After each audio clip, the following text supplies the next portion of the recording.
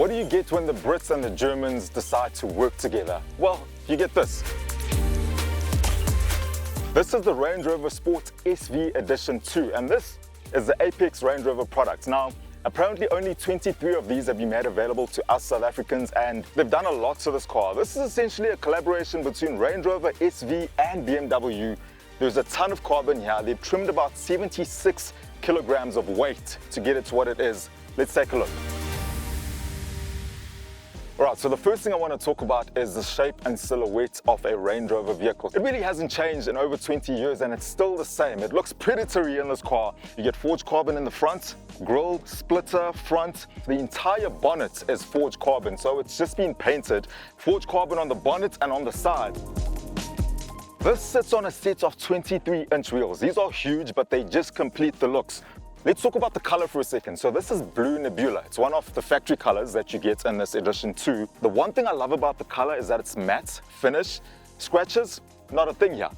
I must say that with Range Rover's new design language, it kept things very simple. There's not a lot going on here, and I love it. You do get those two antennas over there at the top, and I think they look really, really nice.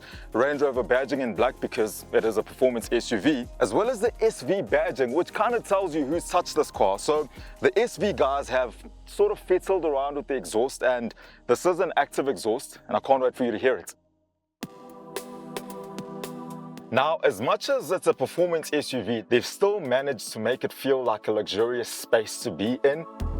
We get a two-tone color combination going on here. You get cream white and black. You do get hints, very subtle hints that, you know, this car is performance orientated, like the carbon fiber here on the doors. You are getting the carbon fiber here as well. It's very, very tastefully done. And it's not that common carbon fiber that is woven. This is forged carbon.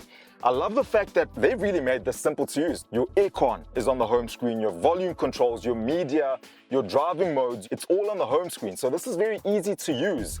I want to take you to the back.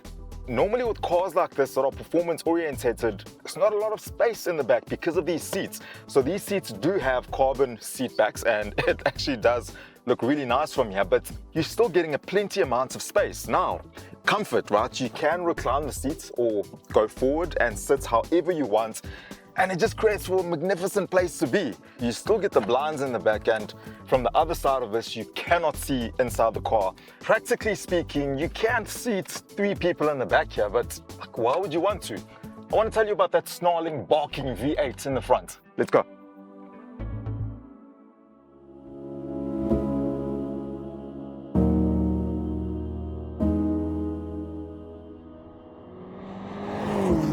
So let's talk about the part that you've been waiting for, the part that I really want to talk about, which is the collaboration between Range Rover and BMW. Interestingly, the engine beneath the bonnet of this thing is a BMW sourced 4.4 litre twin turbo V8.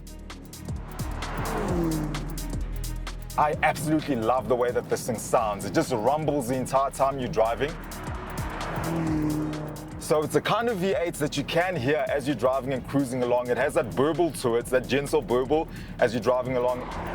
You can hear it. So if we do 1, 2, 3, 4.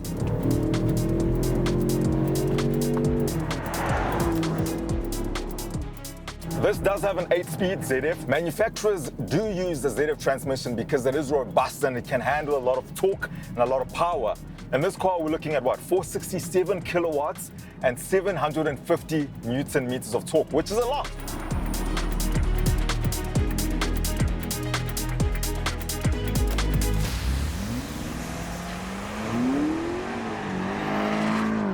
This does 0 to 100 in 3.9 seconds. Now, for reference, the BMW M2 does 0 to 100 in what, 4 seconds?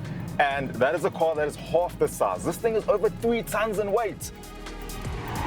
We do have an SV button on the steering wheel. Now, if I push this, everything goes into its most extreme setting. You can hear the car, that V8. You can literally hear everything.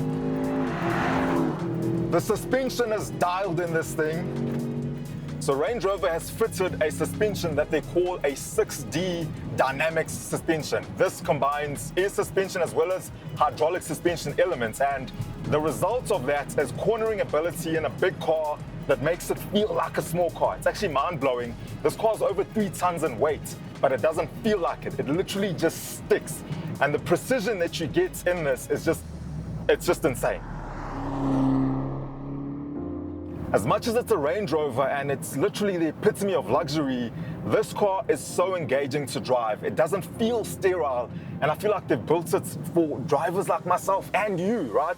If you're driving it in tight sections and you really want to corner tightly, it does allow for some slip. So you do feel that back kicking out. It doesn't immediately want to step in and save you.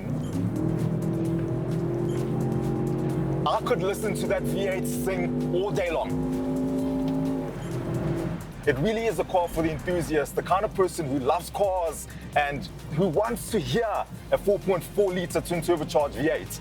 And on days when you don't feel like driving like that, the car just wafts around. It's got obviously that 6D dynamic suspension, and on the open road, it literally just wafts around and it drives like a Range Rover should drive.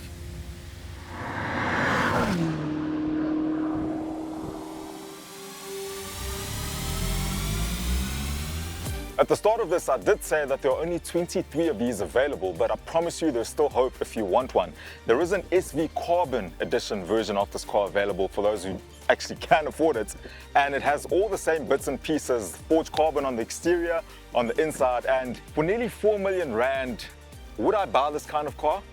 I absolutely would, and the reason is, it's just a combination of everything. Drivability, the comfort, the luxury of a Range Rover, and it just looks like a baller car.